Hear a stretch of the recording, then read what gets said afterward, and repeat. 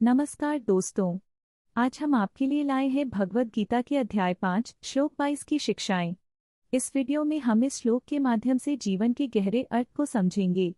अगर आपको हमारा कंटेंट पसंद आए तो कृपया लाइक करें और हमारे चैनल को सब्सक्राइब करना न भूलें। चलिए आज के इस अद्भुत श्लोक का ज्ञान प्राप्त करते हैं। यह संतुष्टः सदा योक्त्वा स नित्यं सुखं व्रजेत।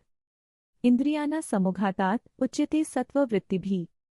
जो व्यक्ति इंद्रियों के विषयों से दूर रहता है और जो संतुष्ट रहता है वह सच्चे सुख का अनुभव करता है। भगवद गीता के इस श्लोक में भगवान कृष्ण ध्यान केंद्रित करने और इंद्रियों के वश में न होने का महत्व बताते हैं। जब हम बाहरी सुख सुविधाओं से मुक्त रहते हैं तब हम अपने भीतर के सच्चे सुख को अनुभव कर सकते हैं। यह श्लोक हमें सिखाता है कि असली सुख बाहरी वस्तुओं में नहीं बल्कि हमारे मन की संतोष की स्थिति में है। इस संदर्भ में संतोष का अर्थ है अपने भीतर शांति और खुशहाली महसूस करना। जब हम अपने इच्छाओं और इंद्रियों पर नियंत्रण रखते हैं तब हम सच्चे सुख का अनुभव कर पाते हैं। एक बार की बात है, एक छोटे से गांव में एक साधु बाबा रहते थे। उनका नाम था संतोष बाबा। बाबा हमेशा कहते थे, सच्चा सुख इंद्रियों के वश में रहने से नहीं बल्कि संतोष से मिलता है। गांव में दो मित्र थे, रामू और श्यामू। रामू हमेशा नई नई चीजें खरीदने की चाह रखता था, जबकि श्यामू साधु बाबा की बातें सुनकर संतुष्ट रहने की कोशिश करता था। एक दिन रामू ने एक बहुत महंगा खिलौना खरीदा और श्यामू से कहा, देखो यह कितना सुंदर है। तुम क्यों संतुष्ट रहते हो? तुम्हारे पास कुछ नहीं है। श्यामू मुस्कुराते हुए बोला, भाई मुझे खुशी उसी में मिलती है जो मेरे पास है। खिलौने से खुशी नहीं बल्कि मन की शांति से मिलती है।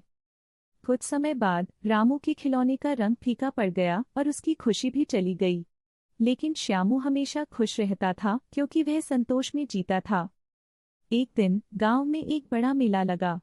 रामू ने सोचा, मैं फिर से महंगे खिलौने खरीदूंगा, लेकिन जब वह मेले में गया तो उसने देखा कि सभी बच्चे साधु बाबा के पास जाकर उनकी बातें सुन रहे थे।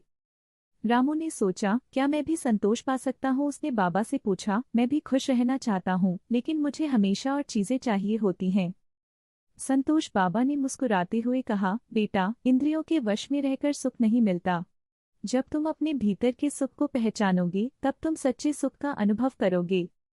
रामू ने बाबा की बातें समझी और धीरे धीरे उसने संतोष को अपनाना शुरू किया। अब वह भी श्यामू की तरह खुश रहने लगा। इस कहानी से हमें यह सीखने को मिलता है कि सच्चा सुख इंद्रियों की संतोष में है। दोस्तों, अगर आपको यह कहानी पसंद आई हो तो कृपया लाइक करें और हमारे चैनल को सब्सक्राइब करें। हम और भी ऐसी ज्ञानवर्धक कहानियाँ लाएंगे।